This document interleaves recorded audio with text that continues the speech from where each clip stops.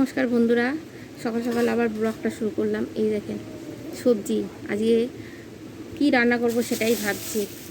এটা হচ্ছে ঝিঙা, আর এটা কাঁকরোল কাঁকরোল আর এই পটলটা থাকতে থাকতে পেকে গেছে। পটলটা দেখুন বন্ধুরা,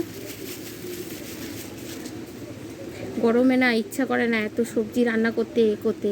পটলটা থাকতে থাকতে পেকে গেল ফ্রিজে। পটলটা দিয়ে ফেলবো না, পটলটা দিয়ে একটা রেসিপি করব, সেটা আপনাদের কাছে তুলে ধরবো। দেখবেন গরম ভাতে খেতে দারুণ মজা।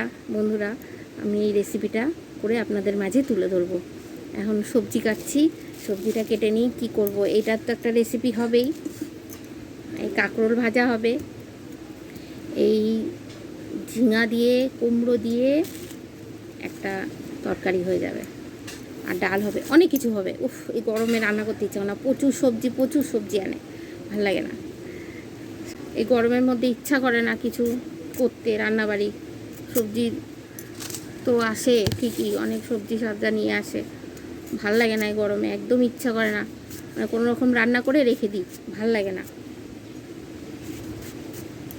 তাও এই ডালের সাথে কাঁকরোল ভাজা, সামনে তো খেতে দিতে হবে, পাতের সামনে দিতে হবে। পেট তো মানবে না, গরম আর যাই হোক না কেন, শরীর ভালো লাগছে না যাই হোক না কেন, খেতে হবে। খিদের সময় ঠিক চারা দেবে খাওয়ার জন্য, তাই না বন্ধুরা বলুন? খেতে তো হবেই, তাই জন্য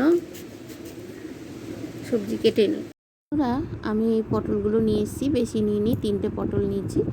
আর বাদবাকি পটলগুলো আমি সবজিতে রান্নায় দিয়ে দিয়েছি। এর মধ্যে ভালো করে ধুয়ে নিয়েছি পটলগুলো, আর একটু তেল মাখিয়ে নিলাম পটলের গায়ে। এই পটল দিয়ে করছি, আপনারা টাটকা পটল দিয়েও করতে পারেন, কিন্তু এই পটল দিয়ে করলেও ভালো লাগে, খুব ভালো হয়।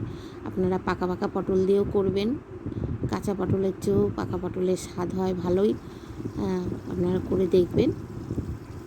আমার তো উনানে না, আমার গ্যাসে, তাই গ্যাসে পুড়িয়ে নিচ্ছি আমি। একটু সময় লাগে, ঘুরে ঘুরিয়ে পুড়াতে হয়, আর উনানে দিয়ে দিলে একবারেই হয়ে যায়। একটু উল্টে পাল্টে নিচ্ছি, ফাটছে জানেন তো বন্ধুরা। উল্টে পাল্টে পুড়িয়ে নিচ্ছি, আপনারা এরকম করে করে খেয়ে দেখবেন।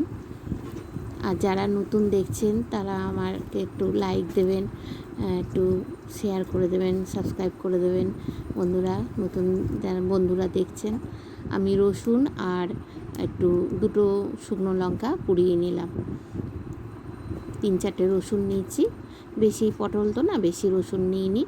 আমি সবই পুড়িয়ে নেবো। পাশে আবার একটা টমেটোমো দিয়েছি, টমেটোমো পুড়িয়ে নেবো।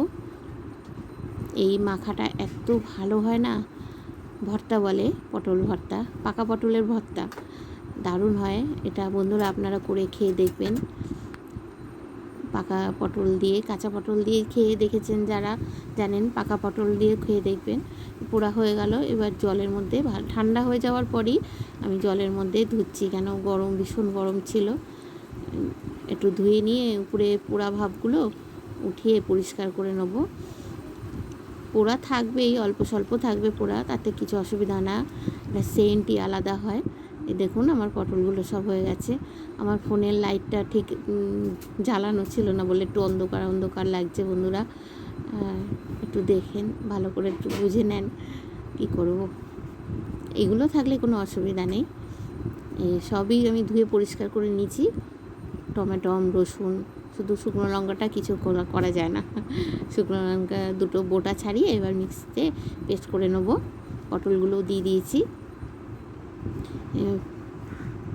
এরকমভাবে করে দেখবেন বন্ধুরা, আমার পাশে থাকবেন, সাথে থাকবেন, আমাকে আরও একটু উৎসাহ দেবেন, যে এইরকম নতুন নতুন রেসিপি আমি নিয়ে আসতে পারি, আপনাদের কাছে মাঝে তুলে দিতে পারি। একটু নুন দিয়ে পেস্ট করে নিলাম। এটা অ্যাকচুয়ালি এই রেসিপিটা আমার ঠাকুমা এরকম করে করতো, আমি দেখতাম, খেতে দারুণ লাগতো। আমার ঠাকুমার হাতের রান্না দারুণ ছিল। দিদিমা ঠাকুমার রান্না খুব ছোটোবেলায় খেয়েছি, কিন্তু তবু মনে আছে, কেন আমার মাও মায়ের সাজে করতো। শুকনো লঙ্কা, কালো জিরে ফোড়ন দিয়ে পেস্টটা আমি দিয়ে দিলাম। সর্ষের তেল দিয়েই এটাকে করবেন, স্বাদ আরও বেড়ে যায়, ভালো করে কষিয়ে নেবো। এর মধ্যে একটুখানি হলুদ দিয়ে দেবো, একদম সামান্য, কেন আমার বেশি হয়নি, অল্প একটু হয়েছে। আবার একটু পাকা কাঁচা লঙ্কা বাটা একটু দিলাম, ঝালটা একটু কম লাগছিলো, আর স্লাইট একটু নুন দিলাম, নুনটা কম হয়েছিল।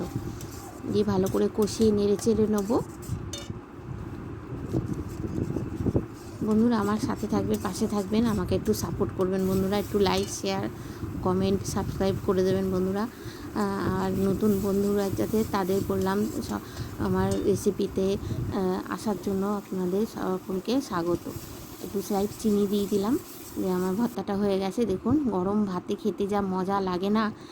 যারা আমার সাথে আছে, পাশে আছে, তাদেরকেও আমি বলছি অসংখ্য ধন্যবাদ। আমার পুরো ভিডিওটা দেখার জন্য বন্ধুরা অসংখ্য ধন্যবাদ। নমস্কার।